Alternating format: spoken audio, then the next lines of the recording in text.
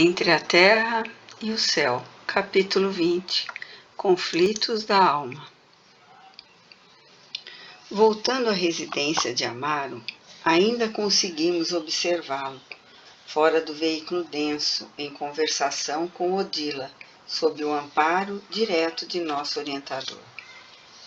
A primeira esposa do ferroviário, identificando o marido, provavelmente com o auxílio de Clarencio, abandonara Zulmira por instantes e ajoelhara-se aos pés, rogando súplice. Amaro, expulsa, corre com essa mulher de nossa casa. Ela furtou a nossa paz, matou nosso filho, prejudica a Evelina e transtorna-te. Apontando a enferma com terrível olhar, acentuava. Por que retens semelhante intrusa? O interpelado, muito triste, esforçava-se por dirigir a atenção no rumo do nosso instrutor. Mas talvez, torturado pelo reencontro com a primeira mulher, mal-humorada e enfurecida, perdera a serenidade que lhe caracterizava habitualmente o semblante.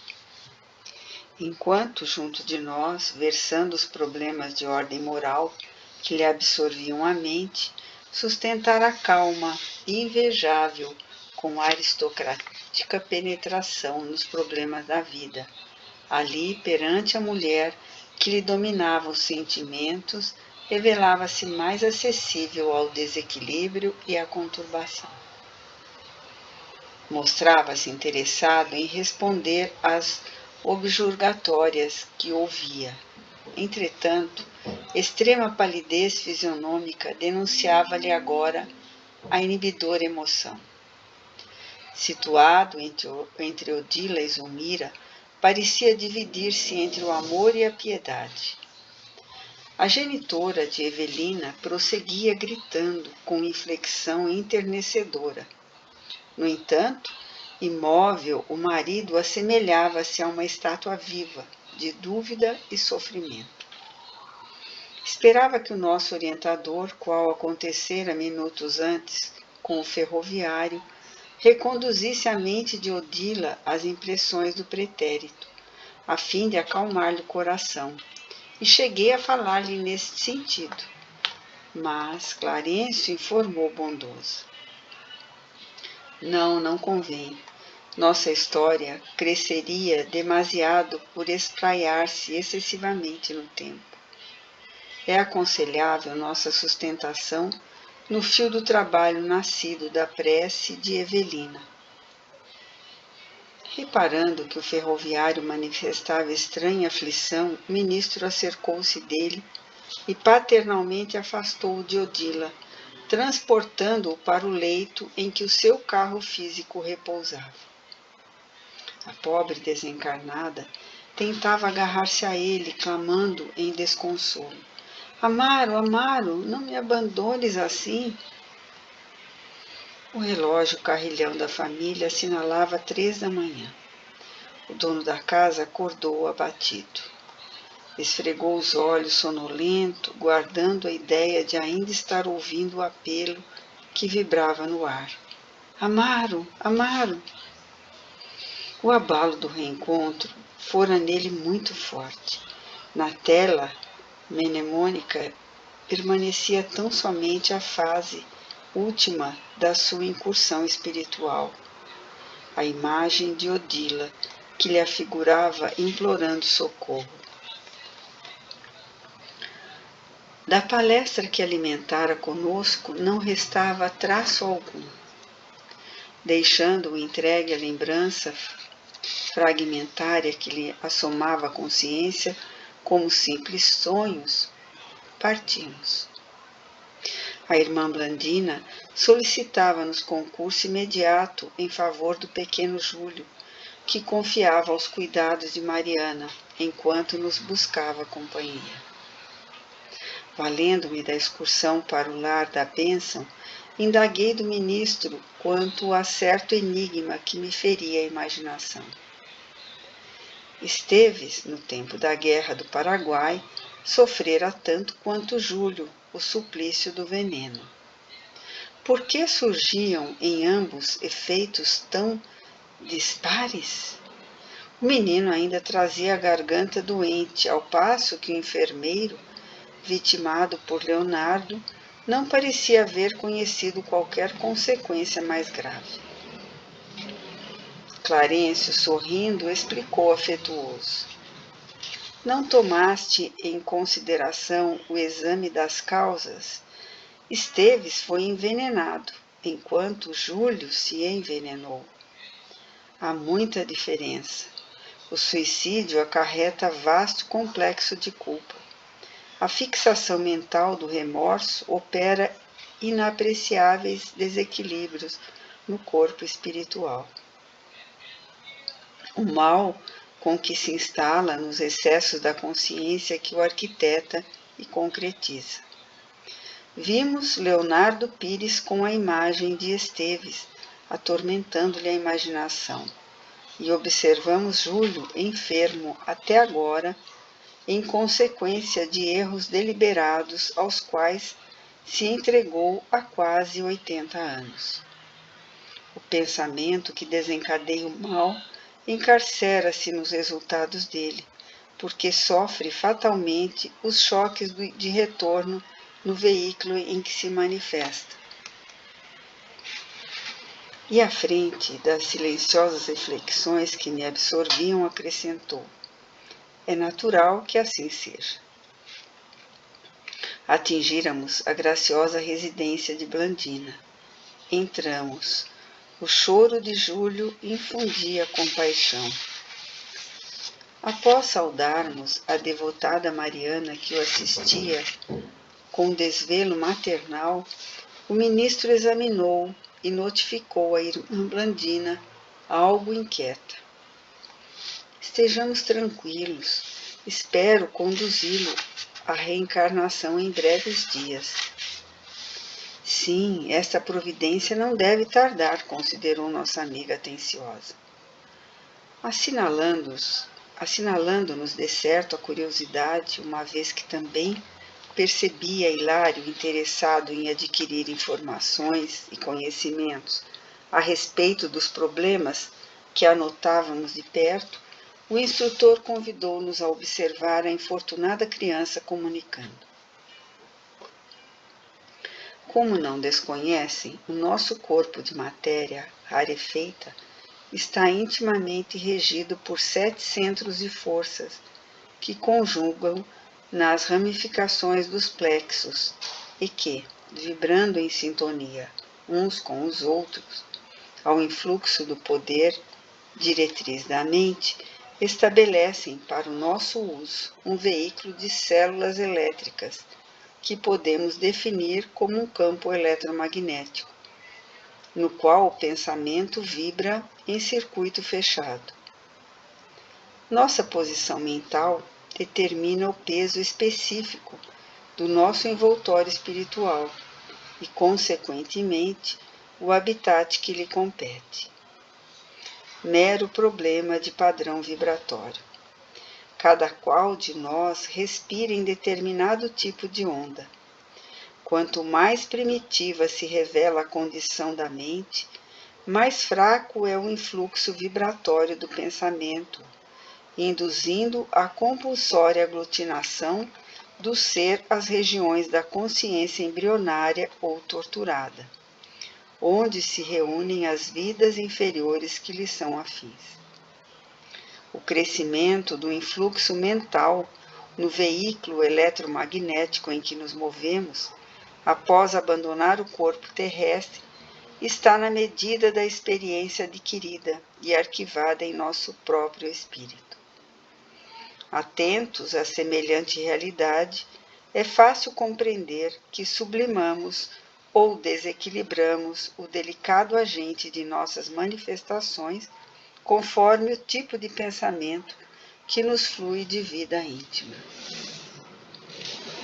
Quanto mais nos avizinhamos da esfera animal, maior é a condensação obscurecente de nossa organização. E quanto mais nos elevamos, o preço de esforço próprio, no rumo das gloriosas construções do espírito, maior é a sutileza de nosso envoltório, que passa a combinar-se facilmente com a beleza, com a harmonia e com a luz reinantes na criação divina. Ouvimos as preciosas explicações enlevados, mas Clarencio, reparando que não nos cabia fugir do quadro ambiente, voltou-se para a garganta enferma de Júlio e continuou. Não nos afastemos das observações práticas para estudar com clareza os conflitos da alma. Tal seja a viciação do pensamento, tal será a desarmonia no centro de força, que rege em nosso corpo a essa ou aquela classe de influxos mentais. Apliquemos a nossa aula rápida, tanto quanto nos seja possível, a terminologia trazida do mundo, para que vocês consigam fixar com mais segurança os nossos apontamentos. Analisando a fisiologia do perispírito, classifiquemos os seus centros de força, aproveitando a lembrança das regiões mais importantes do corpo terrestre.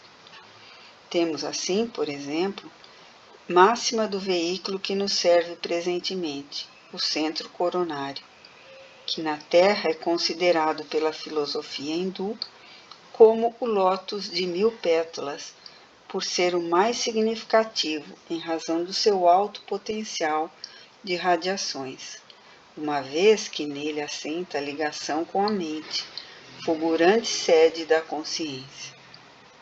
Esse centro recebe, em primeiro lugar, os estímulos do espírito, comandando os demais, vibrando, todavia, com eles em justo regime de interdependência. Considerando em nossa exposição os fenômenos do corpo físico e satisfazendo aos impositivos de simplicidade em nossas definições, devemos dizer que dele emanam as energias de sustentação do sistema nervoso e suas subdivisões, sendo o responsável pela alimentação das células do pensamento e o provedor de todos os recursos eletromagnéticos indispensáveis à estabilidade orgânica. É por isso o grande assimilador das energias solares e dos raios da espiritualidade superior, capazes de favorecer a sublimação da alma. Logo após, anotamos o centro cerebral, contíguo ao centro coronário, que ordena as percepções de variada espécie, percepções essas que na vestimenta carnal constituem a visão, a audição, o tato e a vasta rede de processos de inteligência que dizem respeito à palavra, à cultura, à arte, ao saber. E no centro cerebral, que possuímos o comando do núcleo endócrino, referente aos poderes psíquicos. Em seguida, temos o centro laríngeo, que preside aos fenômenos vocais, inclusive as atividades do timo, da tireoide e das paratireoides. Logo após, identificamos o centro cardíaco, que sustenta os serviços da emoção e do equilíbrio geral. Prosseguindo em nossas observações, assinalamos o centro esplênico, que no corpo denso está sediado no baço, regulando a distribuição e a circulação adequada dos recursos vitais em todos os escaninhos do veículo de que nos servimos. Continuando, identificamos o centro gástrico, que se responsabiliza pela penetração de alimentos e fluidos em nossa organização. E por fim temos o centro genésico, em que se localiza o santuário do sexo, como templo modelador de formas e estímulos. O instrutor fez pequena pausa de repouso e prosseguiu. Não podemos olvidar, porém, que o nosso veículo, sutil tanto quanto o corpo de carne, é criação mental no caminho evolutivo, tecido com recursos tomados transitoriamente por nós mesmos nos celeiros do universo, vaso de que nos utilizamos para ambientar em nossa individualidade eterna a divina luz da sublimação com que nos cabe demandar as esferas do espírito puro. Tudo é trabalho da mente no espaço e no tempo, a valer-se de milhares de formas, a fim de purificar-se e santificar-se para a glória divina. Clarencio afagou a garganta doente do menino, dando-nos ideia de que nele fixava o objeto de nossas lições, e aduziu. Quando a nossa mente, por atos contrários à lei divina, prejudica a harmonia de qualquer um desses fulcros de força de nossa alma, naturalmente se escraviza aos efeitos da ação desequilibrante, obrigando-se ao trabalho de reajuste. No caso de Júlio, observamo-lo como autor de perturbação no centro laríngeo, alterações que se expressa por enfermidade ou desequilíbrio a acompanhá-lo fatalmente à reencarnação. E como sanará ele semelhante deficiência? Perguntei, edificado com os esclarecimentos ouvidos. Com a serenidade invejável de sempre, o ministro ponderou. Nosso Júlio, de atenção encadeada à dor da garganta, constrangido a pensar nela e padecendo-a, recuperar-se-á mentalmente para retificar o tônus vibratório do centro laríngeo, restabelecendo-lhe a normalidade em seu próprio favor. E, de certo, para gravar com mais segurança e elucidação, concluiu.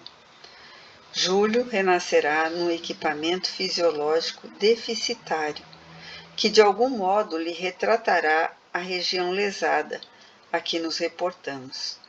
Sofrerá intensamente do órgão vocal, que sem dúvida se caracterizará por fraca resistência aos assaltos microbianos, e em virtude de o nosso amigo haver menosprezado a bênção do corpo físico, será defrontado por lutas terríveis nas quais aprenderá a valorizá-lo. Em seguida, porém, o instrutor desdobrou várias operações magnéticas em benefício do pequeno enfermo, que se mantinha calmo e com os agradecimentos das duas solícitas irmãs que nos ouviam atentamente.